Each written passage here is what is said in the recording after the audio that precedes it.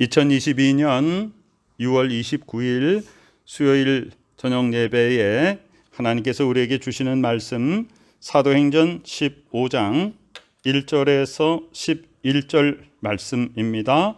함께 봉독해 올립니다. 어떤 사람들이 유대로부터 내려와서 형제들을 가르치되 너희가 모세의 법대로 할례를 받지 아니하면 능히 구원을 받지 못하리라 하니 바울 및 바나바와 그들 사이에 적지 아니한 다툼과 변론이 일어난지라.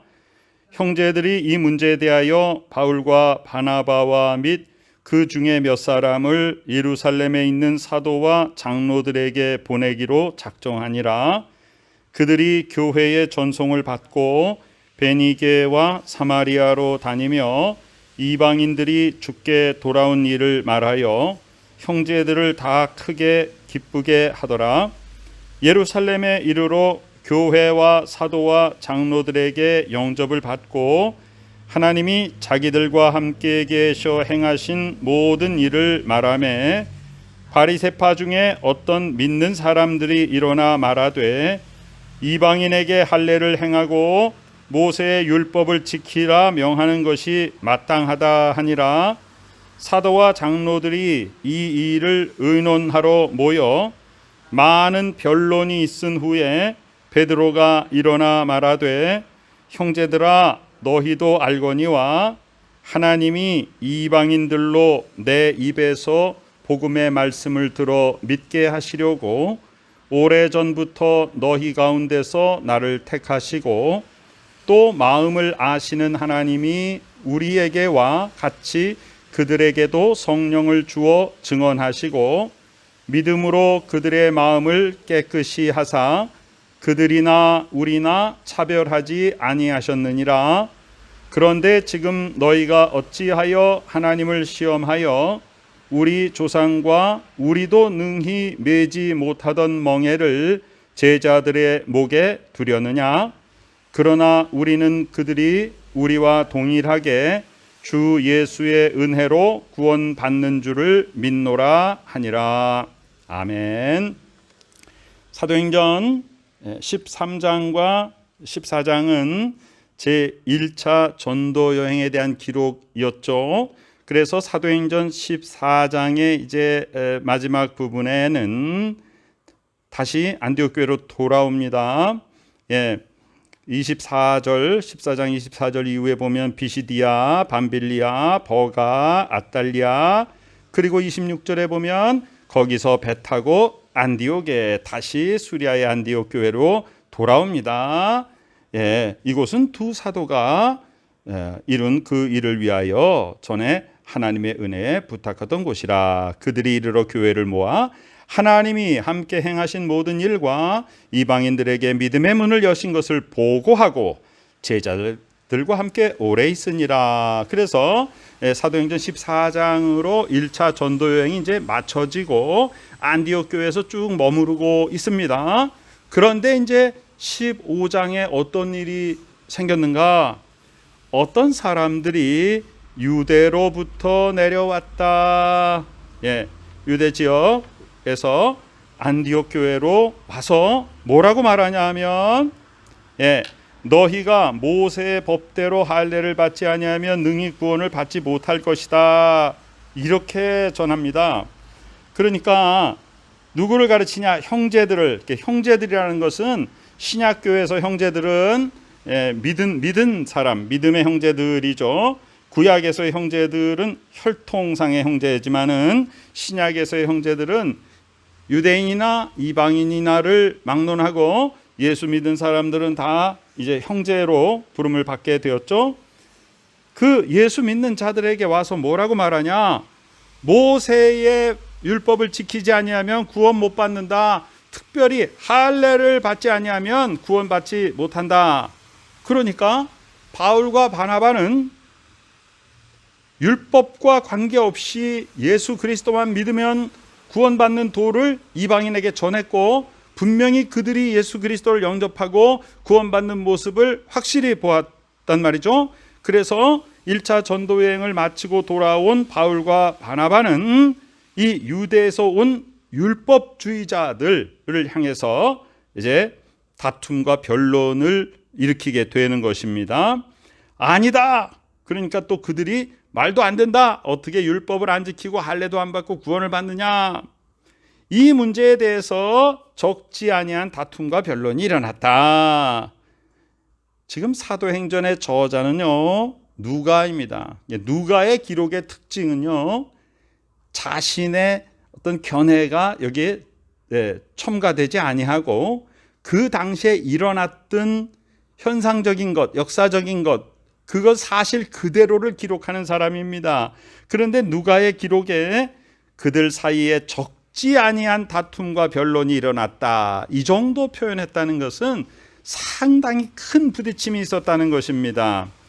형제들이 이 문제에 대해서 바울과 바나바와 및 그 중에 몇 사람을 예루살렘에 있는 사도와 장로들에게 보내기로 작정합니다. 안디옥 교회의 형제들이 안 되겠다, 이래가지고는 안 되겠다, 자꾸만 지금 유대인들이 와가지고 우리를 율법 아래 두려고 하는데 우리가 이 일에 대해서 예루살렘 교회로부터 뭔가 확실한 답을 들어야겠다. 그래서 바울과 바나바 및 그 중에 몇 사람을 예루살렘 교회로 보내서 사도들과 장로들 앞에서 이 문제를 확인받고자 합니다. 그들이 교회의 전송을 받고 베니게와 사마리아로 다니며 이방인이 주께 돌아온 일을 말하여 형제들을 다 크게 기쁘게 하더라. 자, 베니게와 사마리아를 통과해야 유다에 이르게 됩니다. 그러면 여기에 사는 이방인들과 또 이방인들 속에서 혼혈이 된 사마리아인들과 이런 사람들은 항상 정통 혈통을 주장하는 유대인들에게 억눌려서 살고 있었습니다. 그들에게 멸시를 받고 살고 있었죠. 그런데 이제 바울과 바나바가 그들에게 전합니다. 우리가 이방인들에게 복음 전하고 돌아왔습니다. 이방인들이 주께 다 돌아왔습니다.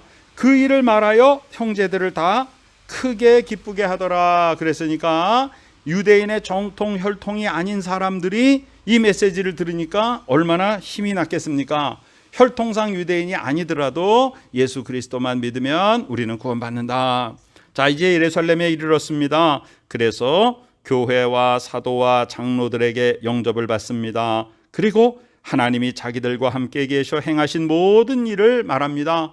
우리가 1차 전도여행을 가가지고 소아시아 지역, 터키 지역에 가가지고 여기 가서도 복음 전하고 저기서 복음 전하고 회당에서 바로 구약 성경에 기록된 그분이 바로 예수시다, 그분이 바로 그리스도시다, 예수 그리스도의 부활을 전하고 십자가를 전하고 거기서 예수를 믿고 구원받은 수많은 사람들을 우리가 만났습니다. 이렇게 행한 모든 일을 말합니다. 자, 그런데 5절에 보면 바리새파 중에 어떤 믿는 사람이, 바리새파 출신인데 예수 그리스도를 믿는 사람입니다. 지금 여기서 논쟁이 벌어진 것은 유대교 사람들과 논쟁이 벌어진 것이 아니라 유대인인데 이제는 예수님을 믿고 기독교인이 된 사람들을 말하는 것입니다. 예수님을 믿고 기독교인이 되었지만은 워낙 율법주의 속에서 살아왔기 때문에 율법 안 지키고 예수만 믿어서는 구원받지 못한다는 것입니다. 자, 5절에 보면 그 중에 가장 강력한 사람들이 바리새파 사람들이죠. 물론 바울도 바리새파 중에서 아주 강력한 바리새파인이었기 때문에 예수님 믿는 사람들을 잡아서 가두고 죽이는데 앞장섰다가 예수 그리스도의 환상 속에서 회심하고 지금 이방인의 사도로서 이렇게 역동적인 쓰임을 받고 있지 않습니까? 그 바리새파 중에 어떤 믿는 사람들이 말합니다. 이방인에게 할례를 행하고 모세의 율법을 지키라 명하는 것이 마땅하다. 예수만 믿어가지고 어찌 구원받겠느냐. 그들에게도 할례를 행하고 율법을 지키라고 명해야, 그래야 구원받는다. 그러니까 이 사람들은 예수님을 믿는다고 하면서 구약 성경에 예언된 그 메시아가 바로 예수님이라는 사실을 믿는다라고 하고 예수 그리스도를 믿고 나는 구원받았습니다라고 고백하면서도 율법주의를 버리지 못했던 것입니다. 자, 그랬더니 6절 이후에 사도와 장로들이 이 일을 의논하러 모였습니다. 자, 많은 변론을 하고 있는 중에 베드로가 일어납니다. 자, 베드로는 원래 어떤 사람이에요? 히브리파 유대인이니까 유대 밖을 떠나지 않은 정통 히브리인이죠.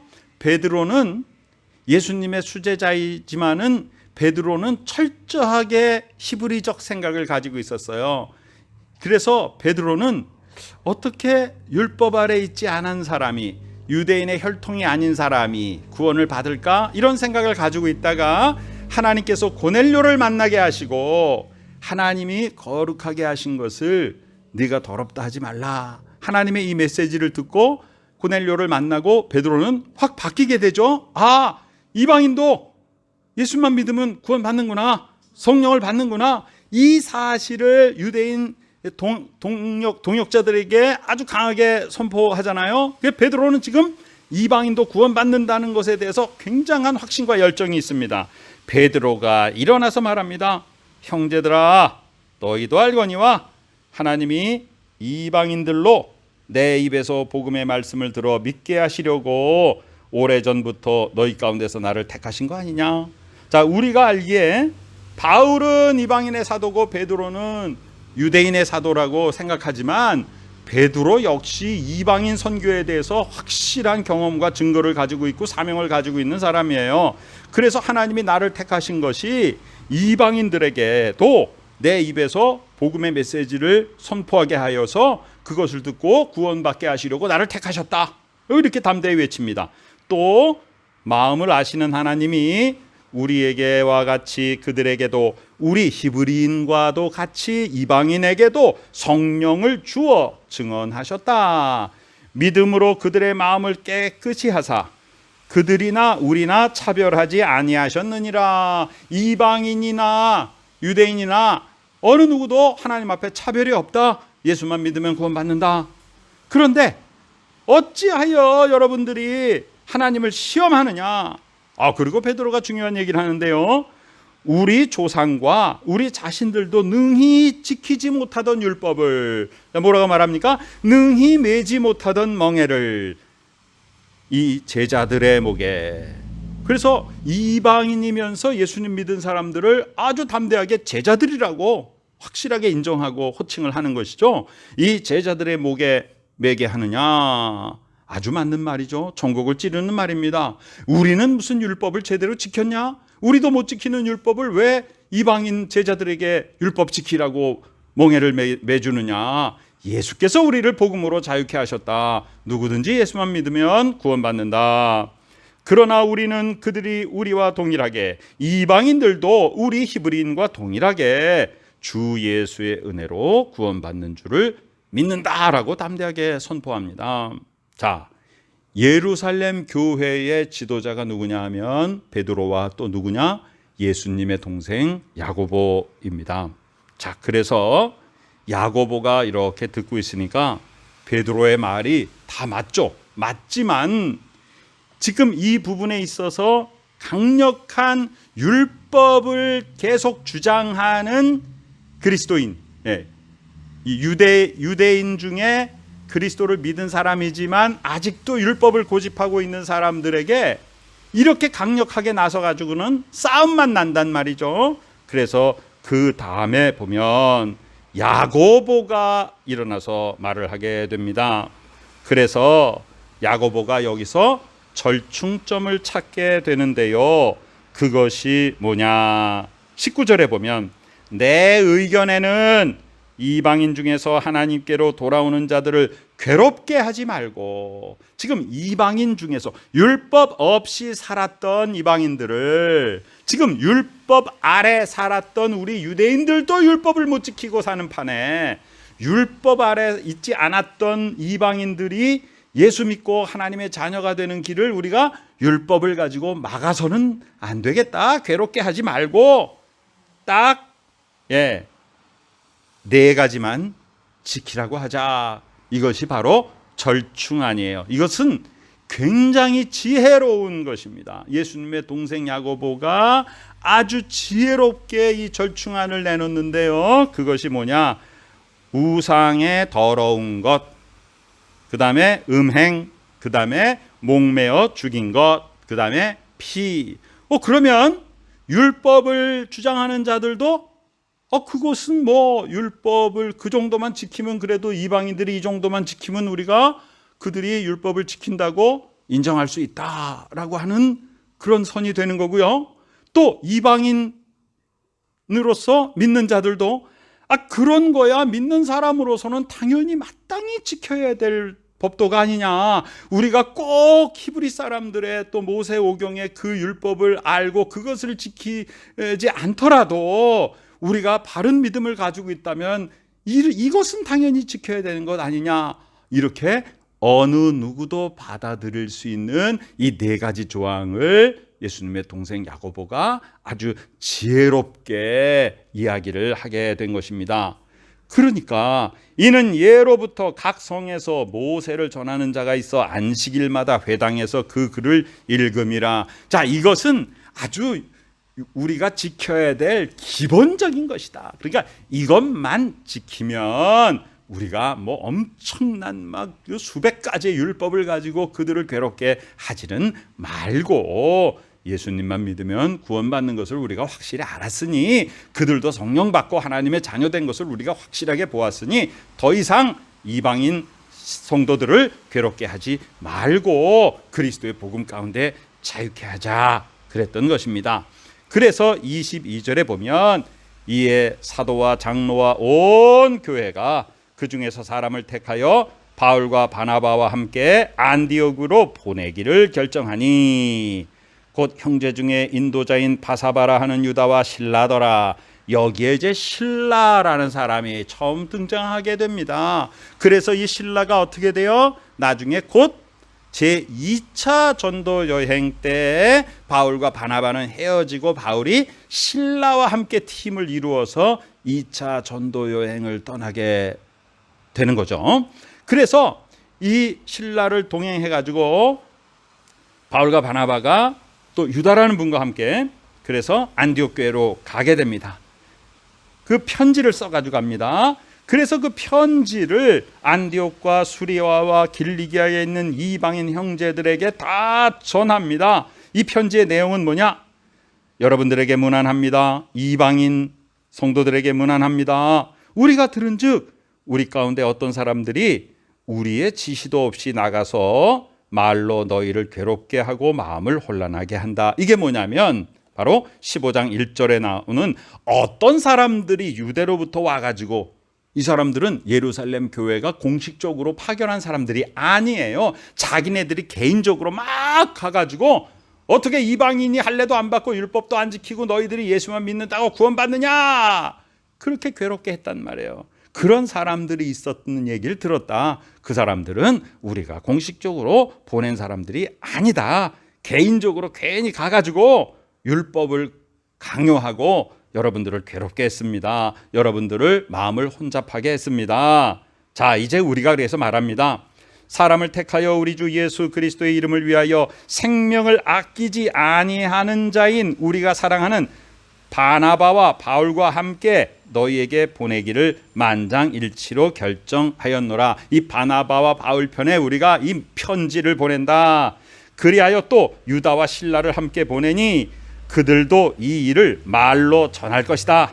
자, 그 다음에 28절에 보면 성령과 우리는입니다. 이 우리가 누구예요? 예루살렘 교회의 사도와 장로들입니다. 그런데 성령과 우리는, 그러니까 성령의 동역자임을 말하고 있습니다. 성령과 우리는 이 요긴한 것들 외에는 아무 짐도 너희에게 지우지 아니하는 것이 옳은 줄을 알았노니 곧 우상의 제물과 피와 목매어 죽인 것과 음행을 멀리할지니라. 이에 스스로 삼가면 잘 되리라. 평안함을 원하노라. 이렇게 편지를 씁니다. 그러니까 이방인 성도들이 이 편지를 받고 아주 기뻐하죠. 그 전에 유대인들이 막 와가지고 할례 안 받고 율법 안 받으면 너희 구원 못 받는다고 그러니까 이 이방인들이 얼마나 마음이 불편하고 위축되고 막 그랬겠어요. 그런데 바울과 바나바가 예루살렘 교회에 갔다 와가지고 편지를 받아가지고 와서 그 편지를 읽는데 그 내용이 먼저 와가지고 너희들을 괴롭게 한 그 사람들은 우리가 보낸 사람이 아니다. 우리의 허락도 받지 않고 개인적으로 와가지고 너희를 굉장히 괴롭힌 사람들인데 거기에 마음 쓰지 말고 딱 요 4가지만 지켜주면 우리는 인정하겠다. 그러니 얼마나 기쁩니까? 얼마나 기쁩니까?